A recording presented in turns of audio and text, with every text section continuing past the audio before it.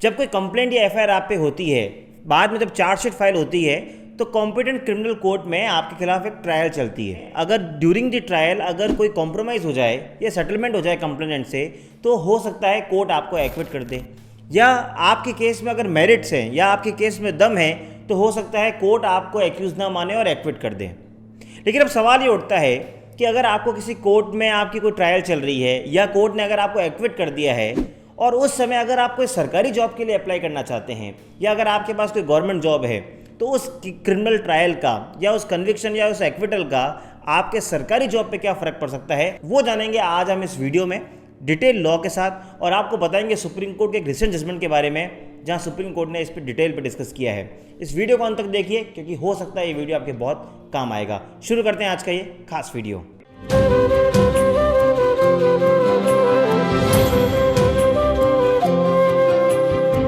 नमस्कार दोस्तों, मैं हूं आपका अपना वकील दोस्त एडवोकेट नमन मोहनोत और आप मेरे साथ देख रहे हैं लीगल शॉर्ट्स।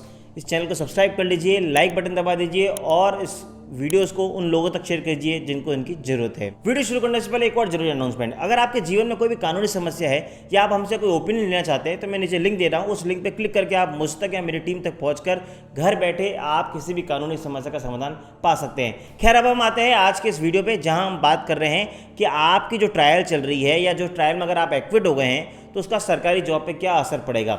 इसको समझते हैं एक सुप्रीम कोर्ट के रिसेंट जजमेंट से। सबसे पहले जजमेंट का नाम जान लेते हैं, Pramod Singh Kirar versus state of Madhya Pradesh 2022 supreme court. इस केस में प्रमोद सिंह जी के खिलाफ एक 498A की ट्रायल हुई थी। 498A यानी जब वाइफ घर छोड़ के जाती है और उसको लगता है कि उसके हस्बैंड ने कहीं ना कहीं उसको दहेज के लिए परेशान किया है, तो वो एक 498A की एफआईआर दर्ज कराती है। 2006 में कोई 498A की एफआईआर उस पर हुई होती है, उनके खिलाफ क्रिमिनल ट्रायल चल रही होती है, लेकिन बाद में उनके बीच में सेटलमेंट हो जाता है और उनको कोर्ट एक्विट कर देती है, यानी दोष मुक्त घोषित कर देती है।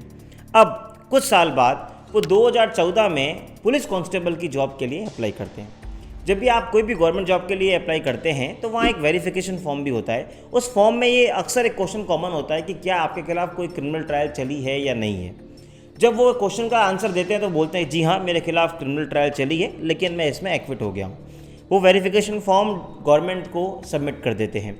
लेकिन जब फाइनली स्टेट गवर्नमेंट डिक्लेयर करती है कि कौन कौन कांस्टेबल के लिए सिलेक्ट हुए हैं और नहीं हुए हैं, तो वो उस रिजल्ट को देख के हैरान हो जाते हैं कि उनका नाम उस लिस्ट में नहीं आता है। और जब उसके पीछे का कारण जानना चाहते हैं तो उन्हें पता लगता है कि जस्ट बिकॉज उनके खिलाफ 2006 में एक क्रिमिनल ट्रायल हुई थी जहाँ पे उनकी वाइफ ने उन पर 498A का केस लगाया था और जिसमें वो एक्विट हो गए थे, उस ट्रायल के कारण से उनको कांस्टेबल की जॉब देने से सरकार ने मना कर दिया।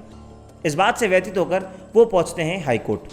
हाई कोर्ट में जाकर वो अपनी दरख्वास्त लगाते हुए कहते हैं कि जब इतना पुराना केस है और एक 498A का है तो मुझे सरकार ने जो जॉब देने से मना किया है वो गलत है। हाई कोर्ट उनकी बात को मानती है और उन्हें डायरेक्शन देती है स्टेट गवर्नमेंट को कि आप इन्हें तुरंत प्रभाव से जॉब पे रखें।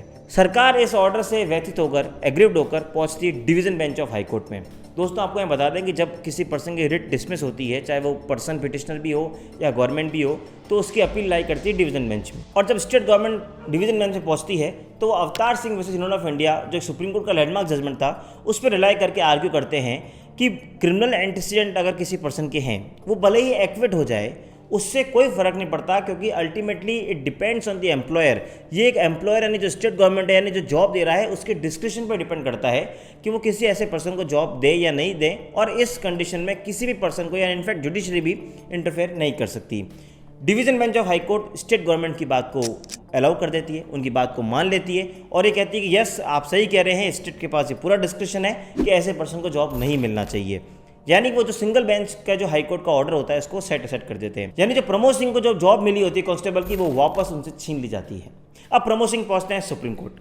सुप्रीम कोर्ट में जब वो आते हैं तो सबसे पहले आर्गूमेंट रेज ये करते हैं कि माना मेरे पे क्रिमिनल ट्रायल चल रही है, लेकिन ये क्रिमिनल ट्रायल वो 498A ऑफेंस की है। आपको ऑफेंस की ग्रेविटी भी देखनी जरूरी है। अगर कोई मैंने इस तरह का ऑफेंस किया होता जो किसी समाज के लिए या पब्लिक एट लार्ज यानी सोसाइटी के लिए कोई डेंजरस होता या हीनियस क्राइम होता तो एक अलग बात थी। 498A is basically matrimonial offence, यानी इसका मतलब पति पत्नी के आपस में कोई विचार नहीं बने, कोई दहेज को लेकर खटपट हुई तो उस कारण से मेरे पे कोई एफआईआर दर्ज हुई है। और दूसरा आर्गुमेंट उन्होंने ये रेज किया कि माना मेरे पे 498A की एफआईआर हुई भी है तो अल्टीमेटली क्योंकि दोनों पार्टी के बीच में राजीनामा हो गया और कोर्ट ने मुझे एक्विट कर दिया है, तो जब किसी कॉम्पिटेंट कोर्ट ने मुझे दोष मुक्त यानी एक्विट घोषित कर दिया है तो फिर आप मुझे जॉब देने से कैसे मना कर सकते हैं। और तीसरी सबसे इंपॉर्टेंट बात कि अगर मेरे मन में कोई मेल इंटेंशन या मेलाफाइडी कुछ होता तो मैं कभी भी अपने वेरिफिकेशन फॉर्म में इस बात को नहीं मेंशन करता, लेकिन मैंने किया क्योंकि मैं एक्विट हो चुका था। तो ये 3 आर्गुमेंट उन्होंने सुप्रीम कोर्ट में रेज किया। अब जब स्टेट की बारी आई तो स्टेट ने वही वापस ग्राउंड रेज किए जो उन्होंने division bench of high court में कहे थे कि यस, ये हमारा डिस्कशन है कि हम किसको जॉब दें या नहीं दें। भले ही उन्होंने वेरिफिकेशन फॉर्म में बात डाली है या भले ही उन्होंने 498A में उनको एक्विट करके बहुत साल हो गए हैं, still it is our discussion because we are the employer to decide कि हम उनको जॉब देंगे या नहीं देंगे। सुप्रीम कोर्ट ने दोनों की बातों को सुना और फाइनली अपनी एक बात बताई और ये कहा कि माना एम्प्लॉयर का डिस्क्रिप्शन है, लेकिन बीइंग अ स्टेट आपको डिस्क्रिमिनेटरी पावर आप यूज़ नहीं कर सकते, आप आर्बिट्रेरी पावर यूज़ नहीं कर सकते, आपको इक्वलिटी का ध्यान रखना पड़ेगा। 498A का जो ऑफेंस है वो मैट्रिमोनियल ऑफेंस होता है, वो पब्लिक एट लार्ज में कोई हीनियस क्राइम नहीं है, इसलिए आप उसको बाकी ऑफेंसेस से आपको उसको अलग रखना पड़ेगा। दूसरी बात, 498A में प्रमोद सिंह को एक्विटल मिल चुका था, यानी वो दोष मुक्त हो चुके थे। उनकी वाइफ ने उनसे समझौता कर लिया था और समझौते के कारण नीचे जितने भी प्रोसिक्यूशन विटनेसेस थे यानी जितने भी गवाह थे ट्रायल के वो सब हॉस्टाइल हो गए हैं, यानी पक्षद्रोही घोषित हो गए हैं। तो उस केस में कुछ बचा नहीं, इसलिए कोर्ट ने उनको एक्विट किया। और तीसरी सबसे इंपॉर्टेंट बात कि स्टेट गवर्नमेंट जो बार बार ये क्लेम कर रही है कि ये हमारा डिस्क्रिप्शन है, ये डिस्क्रिप्शन तब होता है आपका जब कोई पर्सन ये बात छुपाते हुए आए। जो स्टेट गवर्नमेंट ने Avtar Singh synonym of India जो और भी केसेस साइट किए, उस केस में ये बहुत इंपॉर्टेंट फैक्ट था कि उस पर्सन ने कभी भी ये डिक्लेयर नहीं किया कि मेरे खिलाफ कोई इस तरह का केस चल रहा है। लेकिन अगर हम इस केस की बात करें तो प्रमोद सिंह ने बात डिक्लेयर करते हुए आए फर्स्ट डे से कि yes, there was a criminal trial pending against me. Finally Supreme Court ने बोला कि यस, प्रमोद सिंह बिल्कुल सही हैं। अगर आप ऐसे 498 जैसे एक स्मॉल ऑफेंसेस के लिए जिसमें एक्विटल हो गया है, आप किसी को सरकारी जॉब देने से मना नहीं कर सकते। दोस्तों, अगर आपके जीवन में भी इस तरह से कोई केस हो रखा है या आपकी ट्रायल चली है तो मेरी एक रिक्वेस्ट है कि हमेशा गवर्नमेंट का फॉर्म भरते समय उस बात को डिस्क्लोज करें, क्योंकि बाद में बहुत फ़र्क आता है कि अगर आपने डिस्क्लोज नहीं किया और ये बात फैक्ट बाद में आता है तो इससे आपकी जॉब भी जा सकती है। अगर आपने डिस्क्लोज किया है, आप एक्विटल हैं और एक माइनर ऑफेंसेस के लिए हैं, तो अगर आपको फिर भी सरकार जॉब देने से मना कर रही है तो आपको अपने स्टेट के हाई कोर्ट में रिट पिटिशन फाइल करनी होगी और इस प्रमोद सिंह का जजमेंट आपको यूज़ करना होगा। इस जजमेंट की लिंक मैं नीचे भी दे रहा हूं ताकि आप पूरा जजमेंट घर बैठे भी पढ़ सकें।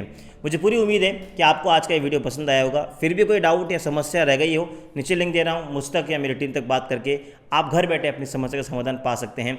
और आपको हमारा कंटेंट पसंद आ रहा है तो जल्दी से सब्सक्राइब कर लीजिए। मिलेंगे अगली बार इसी तरह के इन्फॉर्मेटिव वीडियो के साथ, तब तक के लिए साइनिंग ऑफ।